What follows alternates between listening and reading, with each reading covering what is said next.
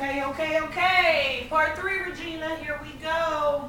This time, just you in the space. Don't need your chair or your bench. You can push that over to the side. Second one you're gonna go into is a bicep curl with a raise, but you're gonna do a reverse grip, okay? So this is gonna be important for the biceps, but it's also gonna be important for the shoulders as well. And we're gonna work the front of the shoulders, okay? So we've done exercise to work the side. We've done the exercise to work the top of the shoulder. So nice round shoulders. If you look at some of the swimmers, nice round shoulders, everything is developed, okay? So I want you to think, soft bend in the knees. You want to make sure that you have a little bit of space in between the legs, okay? Whenever we lift weights, we don't want our feet to be together, okay? We want a little bit of space. You want to think of yourself, center of gravity, okay? So I want you to think, belly button down right in between the middle of my legs, okay? Center my gravity, hold your ground. Slight bend in the knee, shoulders back and relaxed. So with the bicep curl, it's very important for two things. First thing I want you to do is remember for your elbows need to be back a little bit. For bicep curl, you don't want your elbows up here in front, okay? And not just directly on the side. You actually want to pull them back a little bit so that your muscle has to do a little bit more work. So from the sides, you're going to come to the side, you're going to squeeze and bring it up. From here, you're going to push directly up. Brush the elbows along the side, push it back, and then lower the weights down. So full extension is also very big, okay? I want you to really focus in.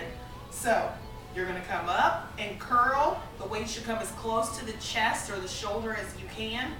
Then you're gonna bring them in so the elbows come in front of the body to push directly up. And then you're gonna pull back again and then lower them down. Also, this is going to be good because you're getting some of your back in here. A nice strong back is going to be important as well. Pull it down, drop it down. Up, push it up, pull it back, drop it down, okay? That's one full repetition. Again, high repetitions, 15 of those.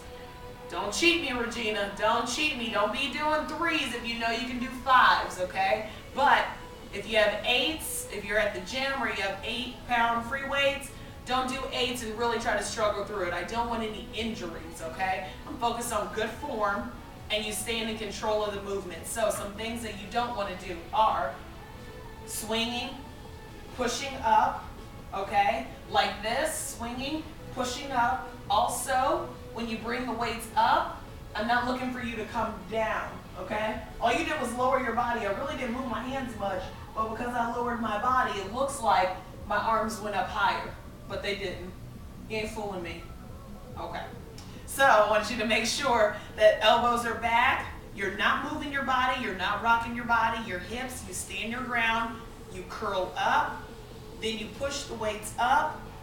You bring those elbows back down to brush your sides and then lower the weights. That's one full repetition, and I'm looking for 15 of those, okay?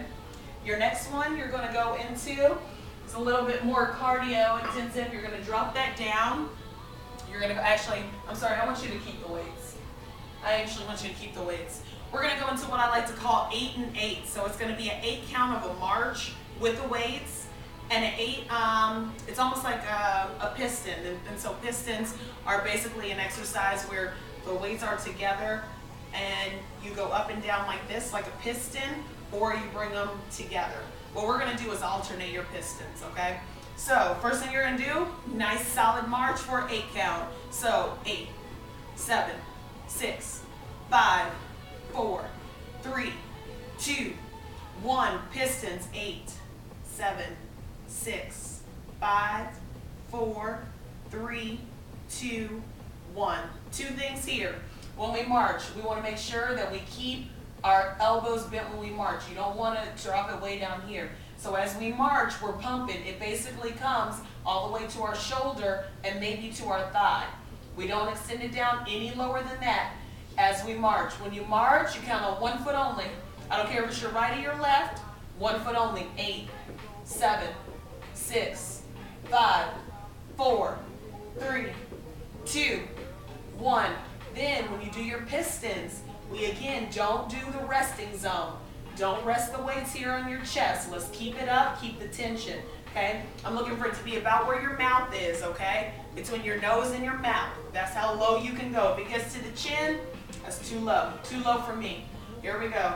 We push it up, one at a time. Again, watch momentum and watch you arching your back. Tighten up your core, flatten your back, shoulders down. Push up. 1, 2, 3, 5, 6, 7, 8. Back into the march. 8, 7, 6, 5, 4, 3. So I'm looking for that, okay? One total repetition is 8 of the marches, 8 of the pistons, okay? 8 marches, 8 pistons. That's one repetition. You need 10 of those, okay? 10 of those. So remember, your first one was where you just have the weights. Want to make sure you do a nice easy bicep curl. Push the weights up. When you get done with 15 of these, you're going to go right into 8 and 8s. 8 and then 8. Okay? So that is going to finish off everything. Okay? So you take part 1, part 2, part 3. Put those all together. That is one cycle, Regina. It should equal about 15 minutes per cycle. You do that 3 times, you got a nice 45-minute workout. All right? That's how you do it. Stay focused, stay in it. Talk to me, please communicate. Okay? Don't just be watching these videos. Get up and do it. I need your feedback for this to work. All right? As always, positive energy in, negativity out. Thanks for rocking with me. Let's go.